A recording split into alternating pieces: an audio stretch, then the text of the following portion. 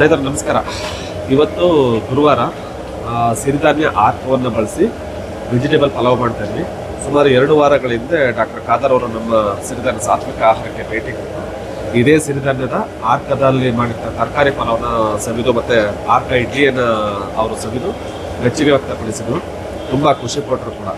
So ಆರ್ಕದಿಂದ ಏನಾಗುತ್ತೆ ಅಂದರೆ ಆರ್ಕ ನಿಮಗೆ 8% ನಿಮಗೆ ಫೈಬರ್ ಕಂಟೆಂಟ್ ಇರುತ್ತೆ, 6% ನಿಮಗೆ ಪ್ರೋಟೀನ್ ಸಿಗುತ್ತೆ, ಮತ್ತು ಕಾರ್ಬೋಹೈಡ್ರೇಟ್ಸ್ ಸ್ವಲ್ಪ ಲೋ ಇರುತ್ತೆ. ಅಕ್ಕಿ ಕಂಪೇರ್ ಮಾಡಿದ್ರೆ ಕಡಿಮೆ ಇರುತ್ತೆ. ಹಾಗಾಗಿ ಇದರ ಪ್ರಯೋಜನಗಳಲ್ಲಿರುತ್ತೆ ರಕ್ತಹೀನತೆಗೆ, ರಕ್ತ ಕಡಿಮೆ ಇದ್ದಂಥವ್ರಿಗೆ, ರಕ್ತ ಶುದ್ಧಿ ಆಗೋದಕ್ಕೆ. ಈಗ ಕೆಲವು ನಮ್ಮಲ್ಲಿ ನಮಗೆ ಪಿಂಪಲ್ಸ್ ಆಗಿದೆ, ರಕ್ತ ಶುದ್ಧಿ ಇಲ್ಲ ಅಂತೇಳಿ ಅದೇ ಇದು ತಾರೀಕು ಏನೂ ಬೇಕಾಗಲ್ಲ. ಆರ್ಕವನ್ನು ಸತತವಾಗಿ ಮಾಡ್ರೇಟಾಗಿ ಬಳಸ್ತಾ ಹೋದ್ರೆ, ಅಂದರೆ ವಾರಕ್ಕೆ 2 ದಿನ 3 ದಿನ ಬಳಸ್ತಾ ಹೋದರೆ ನಿಮಗೆ ರಕ್ತ ಶುದ್ಧಿ ಆಗುತ್ತೆ.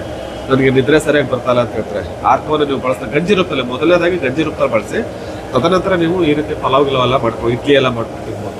ಹಾಗಾಗಿ ರಕ್ತಹೀನತೆ, ರಕ್ತ ಶುದ್ಧಿ ಮತ್ತು ಒಳ್ಳೆ ನಿದ್ರೆಕಾರಕ. ಇದಲ್ಲದೆ ಡಯಾಬಿಟಿಕ್ನವ್ರಿಗೆ ಜನರಲ್ಲಾಗಿ ಯಾರು ಬೇಕಾದ್ರೂ ತಗೋಬೋದು. ಡಯಾಬಿಟಿಕ್ ಇರೋರು ಇಲ್ಲದವ್ರು ಯಾರು ಬೇಕಾದ್ರೂ ಆರಾಮಾಗಿ ಊಟ ಮಾಡ್ಬೋದು. ಒಂದು ಚೆನ್ನಾಗಿರುತ್ತೆ. ಇನ್ನೊಂದೇನಂತಂದರೆ ಒಂದು ಒಳ್ಳೆ ಆಹಾರ ಅಂತ ಹೇಳ್ಬೋದು. ಯಾಕಂದರೆ ಫೈಬರ್ ಕಂಟೆಂಟ್ ಇರ್ತದೆ, ಡೈಜೆಷನ್ ಚೆನ್ನಾಗಿರುತ್ತೆ, ಮಲಬದ್ಧತೆ ಇರ್ತಕ್ಕಂಥದ್ದು ಓವರ್ ಆಲ್ ತುಂಬ ಚೆನ್ನಾಗಿರುತ್ತೆ. ಸಿರಿಧಾನ್ಯ ಆರ್ಕದಿಂದ ಮಾಡುವಂಥದ್ದು ನಾವು 2 ದಿನ ಮಾಡ್ತೀವಿ, ಗುರುವಾರ ಮತ್ತು ಭಾನುವಾರ.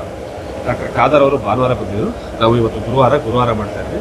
ಇದ್ರ ಜೊತೆಗೆ ಇಡ್ಲಿನೂ ಕೂಡ ಇರುತ್ತೆ, ಆರ್ಕದ್ದೇ ಇಡ್ಲಿ.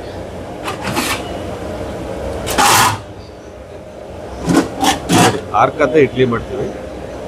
ಇಡ್ಲಿ ಮತ್ತು ಸಿರಿಧಾನ್ಯ ತರಕಾರಿ ಪಲಾವ್ ಇರುತ್ತೆ. ಸೊ ದಯಮಾಡಿ ಈ ಆರೋಗ್ಯಕರ ಆಹಾರವನ್ನು ದಯವಿಟ್ಟು ಮಂಡ್ಯ ನಮ್ಮ ಸ್ನೇಹಿತರು ಇದನ್ನು ಬಳಸ್ಕೊಳ್ಳಿ. ಬೇರೆ ಊರಿಂದ ಬರೋರು ಕೂಡ ಒಂದ್ಸಲ ವಿಸಿಟ್ ಮಾಡಿ ನಿಮಗೆಲ್ಲ ಮಾಹಿತಿ ಕೊಡ್ತೀನಿ, ಹೇಗೆ ಕಳಿಸ್ಬೇಕು ಏನಿದೆ ಅಂತ. ಇದನ್ನು ಸದುಪಯೋಗ ಪಡಿಸ್ಕೊಂಡು ಆರೋಗ್ಯವಂತರಾಗಿ ಬಾಳಿ ಅನ್ನೋದೇ ನಮ್ಮ ಆಶಯ. ಸರ್ವೇ ಜನಃ ಸುಖಿನೋ ಭವಂತು. ನಮಸ್ಕಾರ.